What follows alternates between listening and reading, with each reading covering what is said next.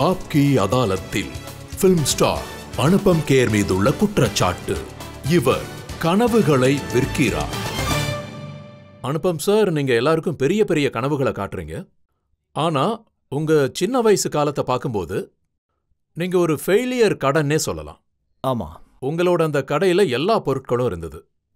படிப்பு சரியா வரல, விளையாட்டு சரியா வரல, முகமும் ஹீரோ லுக்கு கிடையாது. ரஜத் சார், நீங்க சொன்னது உண்மைதான்.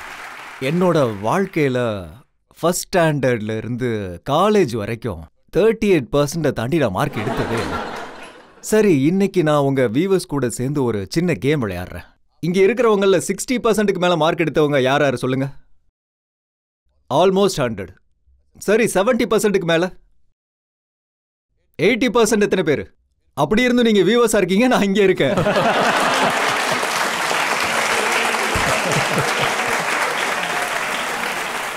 நான் படிப்புல ரொம்ப வீக்கா இருந்தேன். நான் என்ன பண்ணுவேன்னா, ரிப்போர்ட் கார்டை வீட்டுக்கு எடுத்துட்டு வந்து அதுல சைன் வாங்கி, நீங்க கூட சைன் வாங்குவீங்கல்ல, நான் என்ன பண்ணுவேன்னா, எங்க அப்பா ரொம்ப அவசரத்துல இருக்கும்போது நான் அவர்கிட்ட ரிப்போர்ட் கார்டு கொடுத்து சைன் வாங்கிடுவேன்.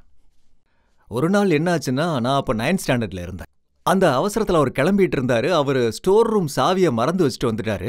என் ரிப்போர்ட் கார்டு பாக்குறதுக்கு அவருக்கு டைம் இருந்தது. ஏன்பா, உன் கிளாஸ்ல நீ 59தா? நான் ஆமான்னு சொன்னேன். சரி, ஸ்டூடெண்ட்ஸ் எத்தனை பேர் இருக்காங்க? 16 சொன்னேன். அப்ப நான் நினைச்சேன் பயங்கரமா திட்டுவாரு, ஏதாவது சொல்லுவாருன்னு. ஆனா அதுக்கு அவர் சொன்னாரு, ஒரு விஷயம் இருக்குப்பா, கிளாஸ்ல ஃபர்ஸ்ட் வரவங்கள பார்த்தேன்னா, அது விளையாட்டுலயா இருக்கட்டும் படிப்புலையா இருக்கட்டும், நான் ஃபர்ஸ்ட் வரணும்னு டென்ஷன் எப்பவுமே இருக்கும். ஒருவேளை அவங்க செகண்ட் வந்தாலும் அவங்க ஃபெயில் ஆயிட்டாங்கன்னு தோணும் அவங்களுக்கு. ஆனா 59ல வரவங்க ஒருவேளை அவங்க 48 வரலாம், 36க்கு வரலாம், 24க்கு வரலாம். நீ ஒன்னு பண்ண, அடுத்த டைம் நீ 48th ரேங்க் வாங்க. அதுக்கப்புறம் ஒரு சூப்பர் வார்த்தை சொன்னாரு, ஞாபகம் வச்சுக்கோ, failure is a event, never a person. Event தான் ஃபெயில் ஆகும், மனித ஃபெயில் ஆகிறது இல்ல.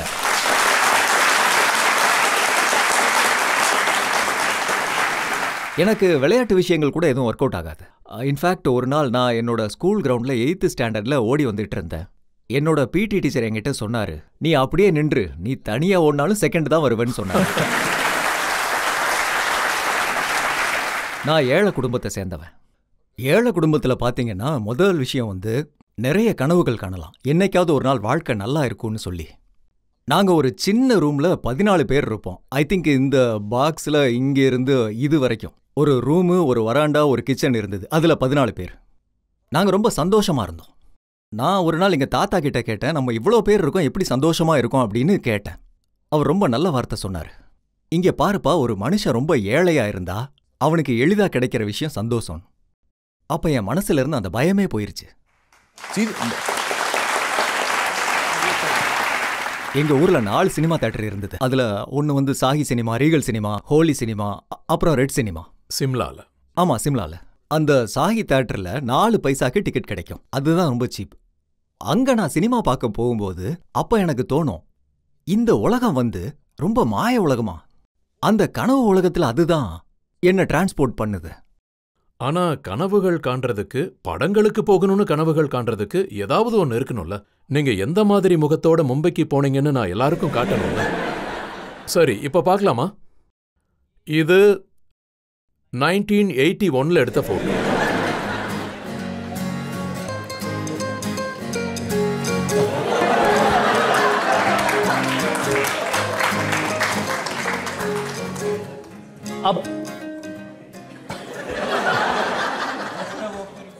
அப்படி ஒரு முகத்தோட, அப்படி ஒரு பாடியோட ஆக்டர் ஆகணும்னு கிளம்பி இருக்கீங்க. அந்த போட்டோல நான் திருட மாதிரியே இருக்கேன். ஏதோ திருடிட்டு தப்பிச்சு ஓடுற மாதிரி தான் தெரியுது. நான் பார்க்க நல்லா இல்லைன்னு எனக்கு தோணவே இல்லை. ஒரு மனுஷன் நல்லா இல்லைன்னு அவனுக்கு தோணவே தோணாது. ஏன்னா ஒரு தாய் சொல்லுவாங்க, என் கண்ணு, என் செல்லம், நீ அவ்வளோ அழகு அப்படின்னு, இல்லையா? ஸோ 2வது விஷயம், நான் ட்ரெயின் ஆகி தான் ஆக்டர் ஆனேன். நான் 4 வருஷம் ட்ரைனிங் போனேன். ட்ரைனிங்ல என்ன சொல்லுவாங்கன்னா, நீங்க ஒரு நல்ல ஆக்டரா இருந்தா உங்களுக்கு கண்டிப்பா வேலை கிடைக்கும். அப்புறம் இன்னொரு விஷயம், அப்புறம் இது டிக்னிஃபைடா பால்டு லுக்கா தெரியுது. இது பால்டு லுக் இல்ல, ஷேவ்டு லுக். ஆனா நம்ம முடி கொஞ்சம் கொஞ்சமா கொட்டும் பொழுது, இந்த பக்கமா கொட்டும் சார், நீங்க அங்க உட்காந்துருக்கீங்கல்ல, இந்த பக்கம் பாதி கொட்டிரும். அந்த நிலைமையில நான் டிராமா ஸ்கூல்ல இருந்து கோல்டு மெடல் வாங்கிட்டு நான் அப்போ கோல்டு மெடலிஸ்ட். 3 ஜூன் 1981 பாம்பேக்கு வந்து சேர்ந்தேன்.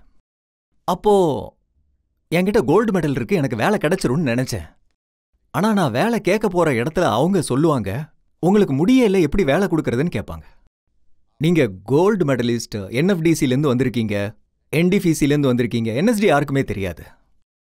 ஆனா கஷ்டமாவும் இருக்கும். சில பேர் சொல்லுவாங்க, நீங்க பேசாம ரைட்டர் ஆயிடுங்கன்னு சொல்லுவாங்க. நீங்க அசிஸ்டண்டா வேலை பாருங்க, உங்களுக்கு முடியே இல்லைன்னாங்க. முடிதான் ரொம்ப இம்பார்ட்டண்டா இருந்தது. நீங்க கோல்டு மெடல் காட்டியும் அவங்க முடிதான் நோட் பண்ணிருக்காங்க. கரெக்ட் கரெக்ட், உண்மை. முடி வளர்க்கறதுக்கு நிறைய முயற்சி பண்ணுனேன். அப்படியா? நான் அரப்பு காயில தயிரை போட்டு அதை நிலத்துக்கடியில வச்சிருக்கேன். அப்புறம் இன்னொரு விஷயமும் ட்ரை பண்ணேன். என்கிட்ட இன்னொருத்தர் கூட சொன்னாங்க, நீங்க ஒட்டகத்தோட சுசுவை எடுத்து தேய்ங்க அப்படின்னு. அது உண்மைதான். அதனால நான் ஜுகு பீச்சுக்கு கிளம்பி போயிருவேன். எனக்கு என்ன தெரியும், ஒட்டகம் சூசு போறதுக்கு 3-4 நாள் ஆகும்.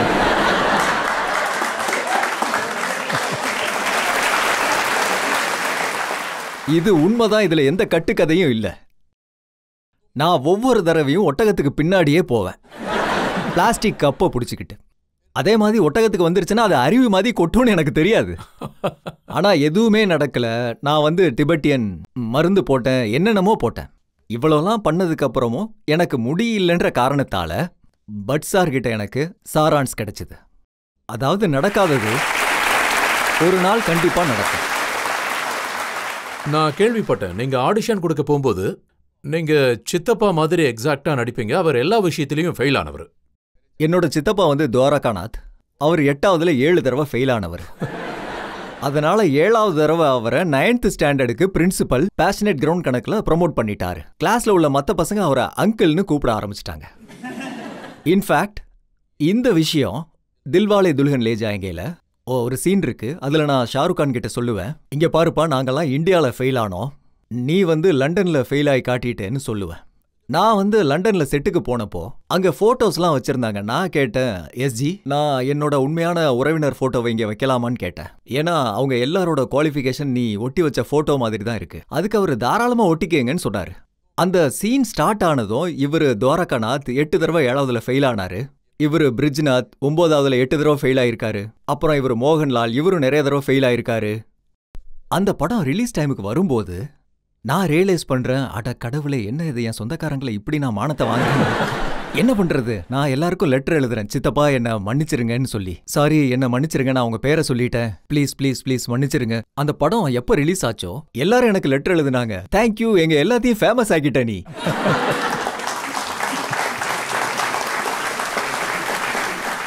நீங்க வெற்றி அடைய ஆரம்பிச்சதும் ஸ்டார் ஆனதுக்கு அப்புறம் உங்க ஃபாதர் உங்க படங்களை பாப்பாரா? அது அவருக்கு பிடிக்குமா? என் அப்பா தான் எனக்கு மிகப்பெரிய ஃபேனா இருந்தாரு, ரொம்ப பெரிய ஃபேன். என்னோட அப்பா என்னோட ஓடாத படங்கள் எல்லாம் அசராம உட்காந்து பார்த்து, இந்த படம் எவ்வளவு அருமையா இருக்கு. ஃப்ளைட்ல போக மாட்டார், அவருக்கு ஃப்ளைட்ல போறது பிடிக்காது. அதனால அவர் ட்ரெயின்ல தான் டிராவல் பண்ணுவார். ட்ரெயின்ல போகும்போது அனுப்பம் கேர் என்னோட புள்ள அவருன்னு பெருமையா சொல்லுவார். அதுக்கு ட்ரெயின்ல எதுக்குப்பா போறீங்க? மக்களுக்கு ஒரு சைக்கலாஜிக்கல் ஃபீலிங் இருக்கு. அப்பா எனக்கு நடுராத்திரி 2:30 மணிக்கெல்லாம் ஃபோன் பண்ணுவார். வீட்ல எல்லாம் என்ன பிட்டுன்னு தான் கூப்பிடுவாங்க. ஏ பிட்டு, என் கூட மல்ஹோத்ரா சார் உட்காந்துருக்காரு, நீ என் புள்ளன்னு நம்பவே மாட்டேன்றாரு, நீ பேசு. என்ன இப்ப பேசணுமா? சொல்லுங்க. யார் பேசுறீங்க? நான் அனுப்பம் கேர் பேசுறேன். அது எங்களுக்கு எப்படி தெரியும்? டயலாக் சொல்லு. ராத்திரி 1:30 மணிக்கு. मैं राणा विश्व Pratap Singh, doctor dang creates war. Doctor dang को आज पहली बार किसी ने थप्पड़ मारा है। इस थप्पड़ की गूंज सुनी तूने? अब जब तक तुम जिंदा रहोगे इस गूंज की गूंज तुम्हें सुनाई देगी। ஓகே, நீங்க அனுப்பம் சார் தான், அதை கண்டுபிடிச்சிட்டா வைங்க. எங்க அப்பா கிட்ட ஒரு பழைய பெட்டி இருந்தது. அந்த பெட்டியை வந்து பார்க்கறதுக்கு யாருக்குமே அனுமதி இல்லை. அதாவது ஒரு சின்ன பெட்டி இருக்கும்ல, பழைய காலத்து பெட்டி. எங்க அம்மா கேட்பாங்க, இல்லை இல்லை இல்லை, நான் யாருக்கும் சொல்ல மாட்டேன். அவர் இறந்ததுக்கு அப்புறம் 10th February 2012 அந்த பெட்டியை என்ன பண்றதுன்னு நாங்க பேசுறோம். அப்போ எங்க அம்மா சொல்றாங்க, நான் அதுல என்ன இருக்குன்னு பார்த்தே ஆகணும்னு. அப்போ நாங்க அந்த பெட்டியை திறந்தா அந்த பெட்டிக்குள்ள என்னோட எல்லா பிரஸ் கட்டிங்ஸ், பேப்பர்ல வந்தது, மேகசின்ல வந்தது, என்னோட கார்டு, நான் வாங்கின சின்ன டிராஃபி, அதெல்லாம் அதுக்குள்ளேயே இருந்தது. அவர் வந்து மோசமான ரிவ்யூவை கூட அண்டர்லைன் பண்ணி வச்சிருக்காரு. அனுபம் கேர் எங்கெல்லாம் பேர் இருந்ததோ அதெல்லாம் அண்டர்லைன் பண்ணி வச்சிருக்காரு. என் அப்பா என் மேல வச்சிருந்த பாசம் இதுதான். நான் என்ன சொல்லுவேன்?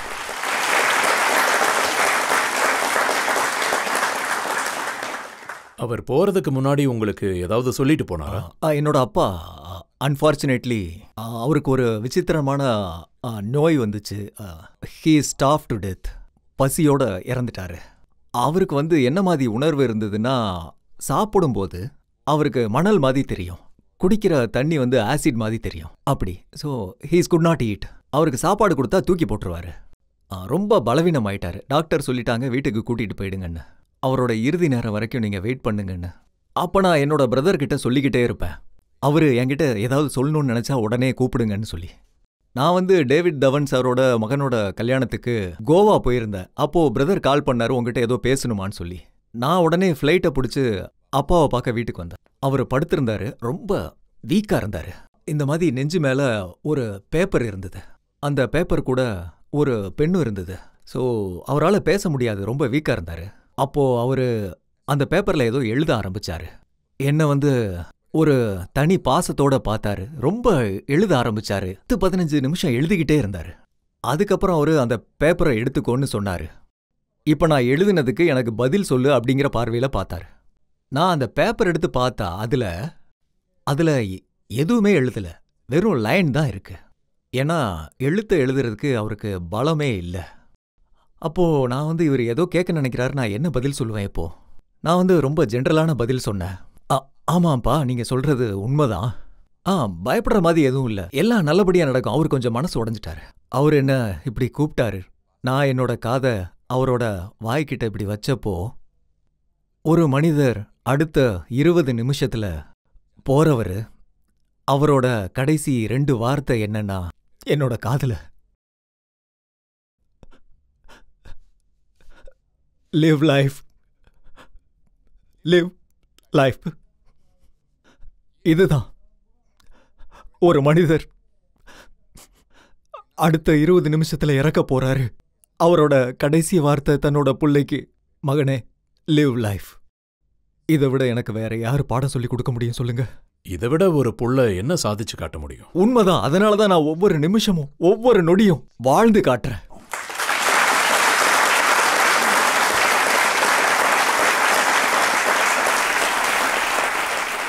உங்களோட உணர்வுகளை புரிஞ்சுக்க முடியுது. உங்க அப்பாவை நினைச்சு நீங்க எந்த அளவுக்கு வேதனைப்படுறீங்க. அவரு போறதுக்கு முன்னாடி எனக்கு இவ்வளவு பெரிய பாடம் சொல்லிட்டு போயிருக்காரு. நான் அழுகிறதுக்கு காரணம் வந்து, அஃப்கோர்ஸ் அப்பா இறந்தாலும் அம்மா இறந்தாலும் யார் இறந்தாலும் ரொம்ப வருத்தமா தான் இருக்கும். But he was an ordinary man. He is not a என்னோட கிராண்ட்ஃபாதர் ரொம்ப எக்ஸ்ட்ராடினரி. அவரு மிகப்பெரிய ஸ்காலர், யோகா டீச்சரா இருந்தாரு. மகாபாரதம், ராமாயணம் எல்லாம் கரைச்சு குடிச்சிருந்தாரு. என்னோட ஃபாதர் ஃபாரஸ்ட் டிபார்ட்மெண்ட்ல கிளர்க்கா இருந்தாரு. ஆனா அவர் உங்களுக்கு சொல்லிட்டு போன லெசனை நீங்க வாழ்ந்து காட்டுறீங்க. நான் பாக்குறது வந்து உங்களை விட உங்க அம்மா நல்லா வாழ்ந்துட்டு இருக்காங்க. ஆமா, அவங்க ஸ்டார் ஆயிட்டாங்க, ரொம்ப பெரிய ஸ்டார். என்ன விட அவங்க தான் பெரிய ஸ்டாரா இருக்காங்க. குலாரி ராக்ஸ். அது ஏன் அப்படி நடந்துச்சுன்னா, அவரு இறந்தப்போ எங்க அப்பா அம்மாவோட கல்யாண வாழ்க்கை 59 வருஷம் இருந்தது. அவங்க கல்யாணம் ஆகி 59 வருஷம் கூட இருந்தாங்க. எனக்கு என்ன தோணுச்சுன்னா, ஒருத்தர் இன்னொருத்தரை இழந்தா தான் கணவரையோ இல்ல மனைவியையோ, அது வந்து கணவனையோ மனைவியோ இழக்கிறது இல்ல, ஒரு நண்பனையோ இல்ல பார்ட்னரையோ, ஒரு பழக்கத்தை இழந்துருவாங்க. நான் நினைச்சேன், எங்க அம்மா இதுக்கப்புறம் எங்க அப்பா இல்லாம வாழ்க்கையை எப்படி வாழ போறாங்க. அதுக்கப்புறம் தான் நான் எங்க அம்மா கூட சேர்ந்து வீடியோஸ் பண்ண ஆரம்பிச்சேன். இப்படிதான் ஒரு நாள் உட்காந்துக்கிட்டு இருக்கும் போது அம்மா கிட்ட ஏதாவது சொல்லுங்கன்னு சொன்னேன். அதுக்கு அவங்க, ஏதாவது உளறிக்கிட்டு இருக்காத, ஓங்கி அரைஞ்சனா பாத்துக்கோ. மக்களுக்கு அது ரொம்ப பிடிச்சிருச்சு. அனுபம் கேர திட்டுறதுக்கு ஒரு ஆள் இருக்காங்க. அது வந்து பாப்புலர் ஆக ஆரம்பிச்சிருச்சு. பிகாஸ் மக்கள் வந்து தன்னோட அம்மாவை அந்த வீடியோல பார்த்தாங்க. ஆனா இப்போ அவங்க சொல்லுவாங்க, நான் காய்கறி வாங்க போனாலோ இல்ல கோயிலுக்கு போனாலோ மாஸ்க் போட்டிருந்தாலும் என்ன கண்டுபிடிச்சிடுறாங்க, என் கூட போட்டோ எடுத்துக்கிறாங்க. நீ என்ன பண்ண, ஏன் இந்த மாதிரிலாம் நடக்குது? பட் அதனால 1%ஓ 2%ஓ மக்கள்ல மாற்றம் ஏற்பட்டிருக்கு. அதாவது அப்பா அம்மா வீட்ல இருக்கிற ஒரு ஃபர்னிச்சர் மாதிரி இல்ல. இப்ப எல்லாரும் அவங்க அம்மாவை வச்சுதான் ரீல்ஸ் போடுறாங்க. ஆமா, எல்லாரும் பண்றாங்க. எல்லாரும் இப்ப அவங்க அம்மாவை வச்சுதான் ரீல்ஸ் போடுறாங்க. இது ரொம்ப நல்ல விஷயம் இப்படி நடக்கிறது. ஏன்னா அவங்க எல்லா விஷயத்தையும் சொல்லிடுறாங்க. உங்க மதர் சொன்னது என்னன்னா, சின்ன வயசுல ஸ்கூலுக்கு கொடுக்க வேண்டிய 5 பைசாவை கொடுக்காம ஆட்டையை போட்டீங்களாமே. அது நீங்க இதெல்லாம் எங்க இருந்து ரிசர்ச் பண்ணி எடுப்பீங்க? இதெல்லாம் சொல்ல முடியாது. பரவாயில்ல சொல்லுங்க. இல்ல, அதாவது ஒரு தடவை என்னோட ஸ்கூல்ல ஒரு பெரியவர் வந்திருந்தாரு. அப்போ என்னோட கிளாஸ் டீச்சர் என்ன சொன்னாங்கன்னா, எல்லாரும் உங்க வீட்ல இருந்து மாவு, அரிசி, பருப்பு இந்த மாதிரி ஏதாவது எடுத்துடுவாங்கன்னு சொன்னாங்க. எங்க அப்பா எனக்கு 5 பைசா கொடுத்திருந்தாரு. அப்புறம் நான் ஸ்கூலுக்கு போய் பார்க்கறேன், அங்க யாரும் எதுவுமே கொடுக்கல அந்த பெரியவருக்கு. டீச்சரும் எதுவுமே சொல்லல. அப்ப எனக்கு இந்த 5 பைசா எதுக்கு கொடுக்கணும்னு தோணுச்சு. அதனால அந்த 5 பைசாவை நானே வச்சுக்கிட்டேன். 5 பைசால 2 பைசாவுக்கு மிட்டாய் வாங்கிட்டேன். 3 பைசா காயினை பேக்ல வச்சுக்கிட்டேன். சாயந்தரம் நான் வீட்டுக்கு போனப்போ அந்த 3 பைசா பேக்ல இருக்கிறதே மறந்துட்டேன். ரப்பர் தேடிக்கிட்டு இருந்தேன். அம்மா பேகை உதறும் போது அந்த 3 பைசா கீழே விழுது. அவங்க கேட்டாங்க, இது எங்கிருந்து வந்தது? நான் இது எங்கிருந்து வந்தது? இது எப்படி வந்தது? பொய் சொல்லாத, உண்மையை சொல்லு. நான் அப்புறம் சொன்னேன், அந்த பெரியவருக்கு கொடுக்கலான்னு எடுத்துட்டு போனேன். ஸ்கூலுக்கு வந்திருந்தாரு, யாரும் எதுவும் கொடுக்கல, நானும் கொடுக்கல, அதை நான் மறைச்சிட்டேன். எங்க வீட்டு காம்பவுண்டுக்கு வெளியில ஒரு செடி இருக்கும், செந்தட்டின்னு. அதை தேய்ச்சா உடம்பெல்லாம் எரிய ஆரம்பிச்சிடும். அதை தேய்ச்சி விட்டு வீட்டை விட்டு வெளியே அனுப்பிட்டாங்க. But that was one lesson. அந்த காரணத்தால வாழ்க்கையில நான் பொய்கள் கம்மியா சொன்னேன். ஏன்னா அம்மாவோட ட்ரீட்மெண்ட் எனக்கு எப்பவும் ஞாபகம் இருக்கும், மறக்க மாட்டேன். இப்பவும் அதே மாதிரி இருக்காங்களா? இதுக்கு முன்னாடி இருந்த மாதிரி? இல்ல, இப்பெல்லாம் எனக்கு தினமும் 8 மணிக்கு கால் பண்ணுவாங்க. நீ நல்லா இருக்கல்ல? ஆமா நல்லா இருக்கேன். ஃபர்ஸ்ட் கிளாஸா இருக்கேன்னு ஏன் சொல்ல? எப்போவாவது ஒரு டைம் அந்த மாதிரி சொல்லியிருப்பேன். எப்படி இருக்கேன்? நான் ஃபர்ஸ்ட் கிளாஸா இருக்கேன். நல்லா இருக்கேன்னு ஏன் சொல்றேன்? ஃபர்ஸ்ட் கிளாஸா இருக்கேன்னு சொல்லி இன்னைக்கு கூட கால் பண்ணாங்க. இன்னைக்கும் காலையில 8 மணிக்கு கால் பண்ணி கேட்டாங்க. நான் அவங்கள்ட்ட சொன்னேன், நான் ஆப்கே அதாலத்துக்கு போறேன். ரொம்ப சந்தோஷப்பட்டாங்க. வெரி குட், நான் வெற்றியை நோக்கி போய்கிட்டு இருக்கேன், அதான் அவங்க கூப்பிட்டாங்க அப்படின்னு நினைச்சாங்க.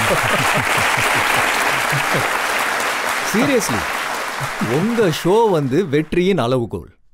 நான் 15 வருஷத்துக்கு முன்னாடி உங்க ஷோவுக்கு வந்தேன். அந்த 15 வருஷம் நான் எதுவுமே பண்ணலன்னு நினைச்சிட்டாங்க.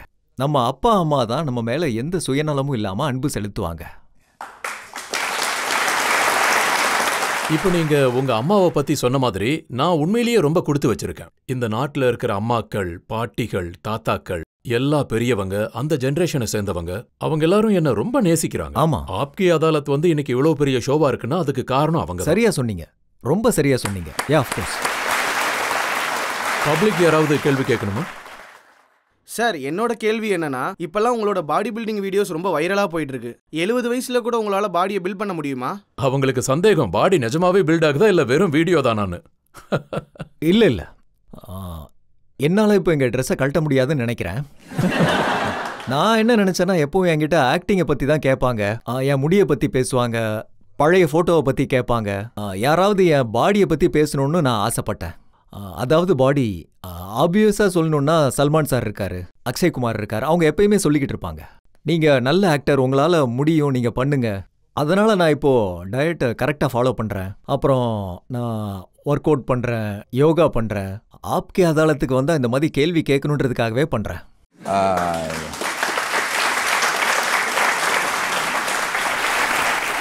அப்புறம் உங்களுக்கு ஸ்விம்மிங் கூட தெரியாது.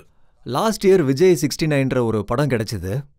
நான் ஒரு ட்ரையத்தலானுக்கு அர்த்தம் என்னன்னா, சில கிலோமீட்டர் நீச்சல் அடிக்கணும், சைக்கிளிங் பண்ணும், அப்புறம் ஓடவும் செய்யணும். அப்போ எனக்கு நீச்சல் தெரியாது, எனக்கு தண்ணியை பார்த்தாலே பயம். அதுக்கப்புறம் எனக்கு தோணுச்சு, என்னால இப்படி ஒரு படம் நடிக்க முடியும். அப்புறம் 68 வயசுல நான் நீச்சல் கத்துக்கிட்டேன். அந்த படத்துல நீச்சல் அடிக்கிற சீன் எவ்வளோ இருக்கோ அவ்வளவு நானே பண்ணேன். ஒரு மனுஷன் நினைச்சா என்ன வேணாலும் பண்ணலாம். ஓஷோ ஒரு நல்ல வார்த்தை சொல்லியிருக்காரு, Acharya Rajneesh. If you try, you risk failure. If you don't, you ensure it. அதான் ஞாபகத்தில் வச்சுக்கணும். இப்பெல்லாம் சினிமா இண்டஸ்ட்ரிக்குள்ள வரவங்களுக்கு நான் பார்க்குறேன், அவங்களுக்கு எல்லாம் தெரிஞ்சிருக்கணும். அவங்களோட பாடி நல்லா இருக்கணும், அவங்களுக்கு ஹார்ஸ் ரைடிங் தெரிஞ்சிருக்கணும், அப்புறம் நடிக்கவும் தெரியணும். அதுக்காக தான் அவங்க வராங்க. ஒரு நாள் நான் எஸ் சோப்ரா வீட்டில் உட்காந்துருக்கேன். மேனேஜரும் செக்ரட்டரியும் வந்தாங்க. பையன் ரெடியா இருக்கான்னு சொன்னாங்க. என்ன ரெடியா இருக்கான்னு கேட்டா, சைக்கிளிங் பண்ணான், ஹார்ஸ் ரைடிங் பண்ணான், பாக்ஸிங்கும் கத்துக்கிட்டான், அப்ப ஆக்டிங் அதுக்காகவும் கடுமையா உழைக்கிறாருன்னு சொன்னாங்க. நீங்க பண்ண சிறந்த விஷயங்கள்ல நீங்க நிறைய படங்கள்ல நடிச்சிருக்கீங்க. சொல்லுங்க. ஒவ்வொரு நாளும் டிவிலயோ மொபைல்லயோ இல்ல ஐபேட்லயோ யாராவது ஏதாவது பார்த்துட்டு இருந்தா அனுபம் கேர் கண்டிப்பா அதுல இருப்பாரு. ஏதாவது ஒரு படம் கண்டிப்பா இருக்கு. ஆமா, என்கிட்ட இருந்து எந்த ஒரு மனிதரும் தப்பிக்க முடியாது. என் அம்மா என்னோட அண்ணிக்கிட்ட சேலஞ்ச் பண்ணுவாங்க, இன்னைக்கு படம் வருமா வராதான்னு. எப்பவும் எங்க அம்மா தான் ஜெயிப்பாங்க. ஏதாவது ஒரு சேனல்ல நான் கிட்டத்தட்ட 540 படங்கள் நடிச்சிட்டேன். என்கிட்ட இருந்து அவங்க எப்படி தப்பிக்க முடியும்? நான் உங்க வாழ்க்கையில ஒரு பிரிக்க முடியாத பகுதி. நான் உங்கள ஒருத்தருக்கு சித்தப்பாவா இருப்பேன், இல்ல அப்பாவா இருப்பேன், யாருக்காவது மாமாவா இருப்பேன். அப்புறம் அந்த தில் இருக்குல்ல, தில், அந்த தில் வந்து என்னோட சித்தப்பா.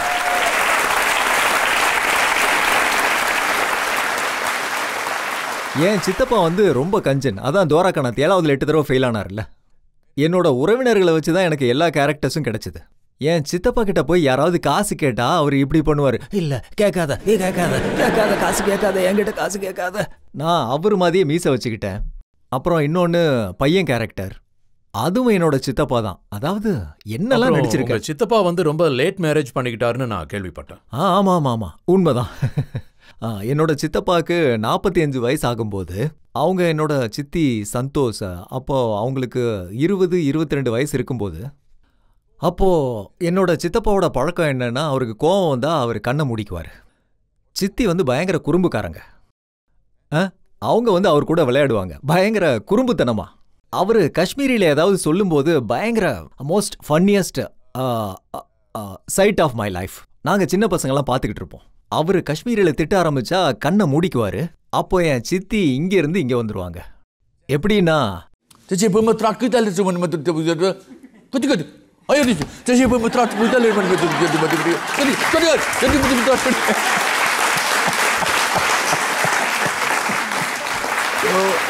என்னோட எல்லா காமிக்கல் கேரக்டர்ஸும் ஒன்று வந்து என்னோட ஸ்கூல் டீச்சர்ஸாக இருப்பாங்க, இல்லைனா என்னோட ஃபேமிலி மெம்பர்ஸாக இருப்பாங்க. என் டீச்சர் ஒருத்தங்க கிளாஸ்க்குள்ளே வந்ததும் சொல்லுவாங்க, யாருக்கெல்லாம் ஞாபகம் இருக்கோ அவங்க உக்காந்துக்கோங்க, யாருக்கெல்லாம் ஞாபகம் இல்லையோ அவங்க நின்றுக்கோங்க. ஞாபகம் இல்லாமல் எந்திரிச்சு நின்னா அவங்களுக்கு 4 அடி விழும், ஞாபகம் இல்லாமையே உக்காந்த மாதிரி நடித்தா அவங்களுக்கு 8 அடி விழும். அப்போது எனக்கு ஞாபகம் இருந்தாலும் இல்லைனாலும் நான் எந்திரிச்சுக்குவேன், 8 அடி கையில் மாற்றி மாற்றி. நான் ஸ்கூல் டைமில் எந்த அளவுக்கு அடி வாங்கியிருக்கேன்னா, இந்திய அரசாங்கத்துக்கு தெரிஞ்சா என்னை தியாகின்னு அனௌன்ஸ் பண்ணியிருப்பாங்க. ஆக்டிங்கான ஒரு பெஸ்ட் மெட்டீரியல் நம்மளோட பக்கத்தில் தான் இருக்கும். அதாவது அங்கே உட்காந்துருக்கவரு நான் என்ன பேசினாலும் இப்படி பண்ணிக்கிட்டு இருக்காரு, அவருக்கு என்ன பிடிச்சிருக்கு. ஏதாவது ஒரு படத்தில் நான் இப்படி பண்ணியிருக்கிறத பார்த்துருந்தா இது நான் அவருக்காக கொடுக்குற ட்ரிபியூட்னு நீங்கள் நினச்சிக்கலாம்.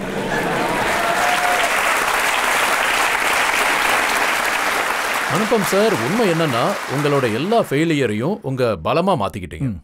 நீங்க எப்பெல்லாம் ஃபெயில் ஆனீங்களோ அதை ஒரு சக்சஸ் ஸ்டோரியா கன்வெர்ட் பண்ணீங்க. அது ஒரு மிகப்பெரிய பலம். நான் உங்களுக்கு காம்ப்ளிமெண்ட் கொடுக்குறேன். Thank you very much.